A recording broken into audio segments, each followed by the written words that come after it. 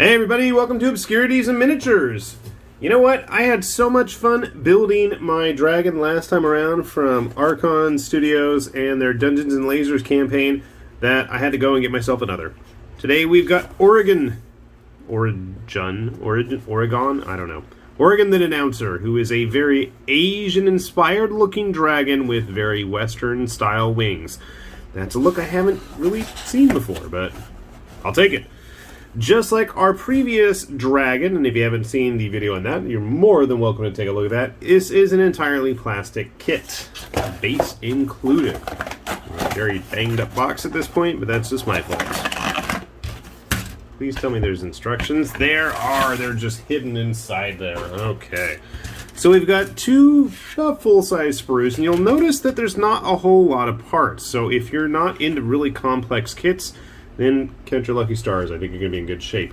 There are quite a bit of very wispy, willowy, thin parts that are going to need trimming and care that you don't snap them off like I usually do. So, something to be aware of. A ruined, like, pagoda rooftop for the base there. Actually, this looks even easier than our other model, so I can't really complain too much. Let's take a look.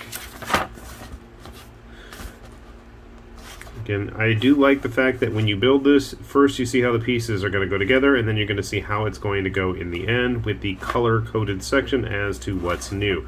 Very helpful, especially if you're not used to building plastic kits. It's a bit teeny model there part, but we'll manage somehow. Looks like we have to glue him onto the base fairly early on.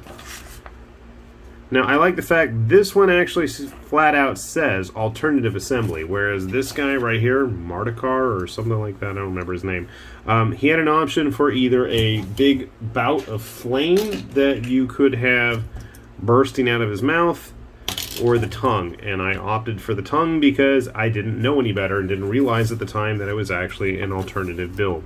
So you can build him without those wings, which is most likely what I am going to do. I'm not a fan of those wings on an Asian-inspired dragon. So, but on the other hand, extra wings are always a plus too. So I'm absolutely going to be holding on to those and figuring out what we can use with them.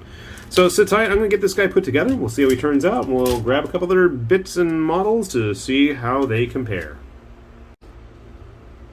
Okay, we've got our very Asian looking dragon all put together here, and I gotta say I'm pretty impressed. Now, I enjoyed the first dragon that I put together, which you can see right here, but this guy I really enjoyed a whole lot more. My first thought was this would be a great proxy for like a shadow emissary.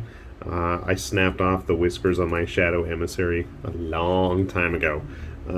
Despite how squiggly those strands of hairs are and whiskers on both his face and his tail are, they seem pretty stable and sturdy. And I gotta say, I haven't even attached him. He's not even glued on his base yet.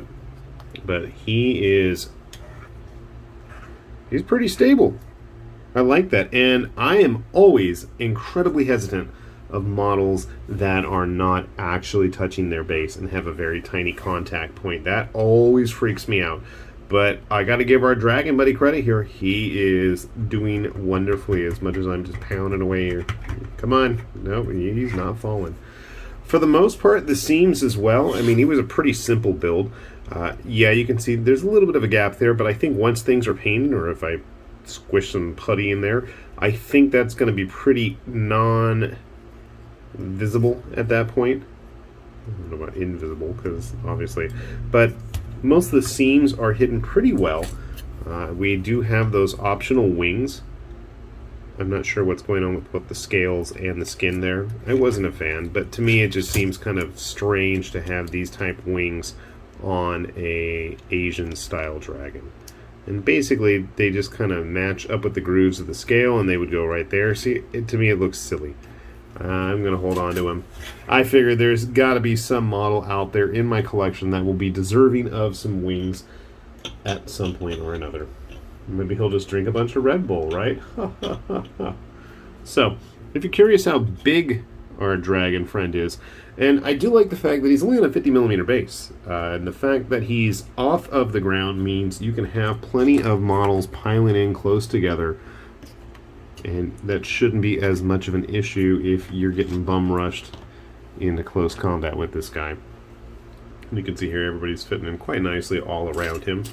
Grabbing an actual Archon plastic model. This was the first plastic model they released, their Necromancer that I'm hurling across the table. But you can see, I mean, you got plenty of space there, other than the tail, which is going to slap everything out of sight.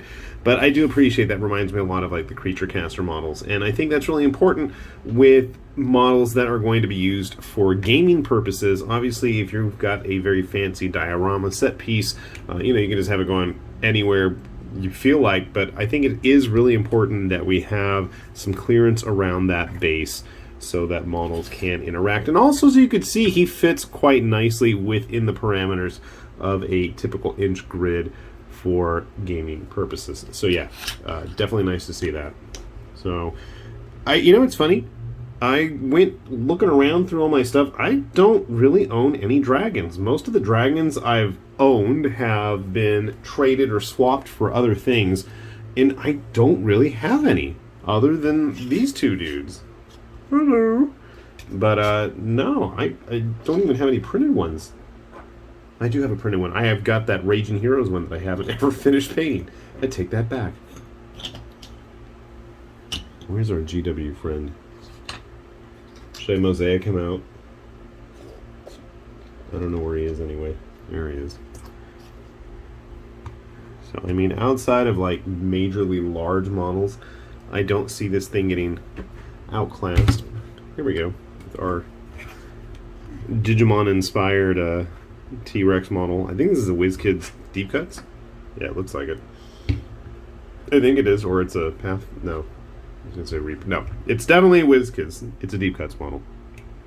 But you can see, I think in terms of size, they're pretty comparable to each other. Obviously, this is a smaller base.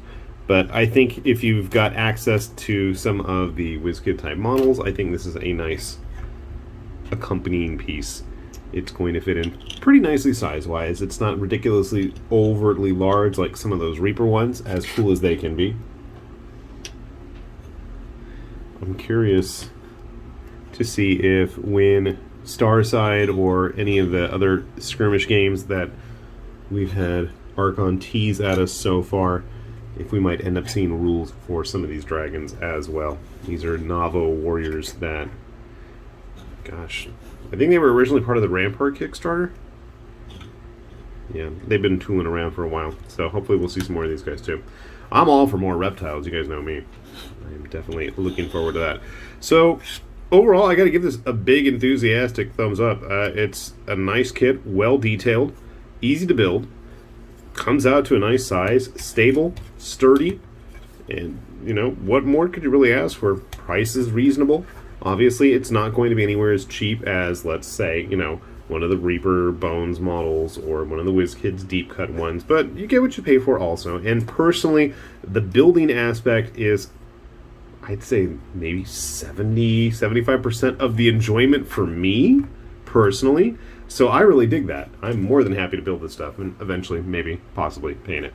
So, kudos to Archon for putting out quite a nice dragons yet again, and I gotta say I am looking forward to seeing how those Woodhaven translucent ones turn out. For whatever reason, I always fear my translucent plastics are going to get really brittle and crack, so hopefully that's not going to be the case. If you're curious about any of these guys, though, I know they're supposed to be eventually coming to retail, but I'm going to put a link down below for the last Kickstarter campaign that Archon had, as well as their main web store. So if you guys are curious about some of the other stuff they've put out, you have easy access to it. With that said, this has been High Lord Tamberlane with Obscurities and Miniatures, saying thanks for watching, and we will see you back here soon. Bye-bye.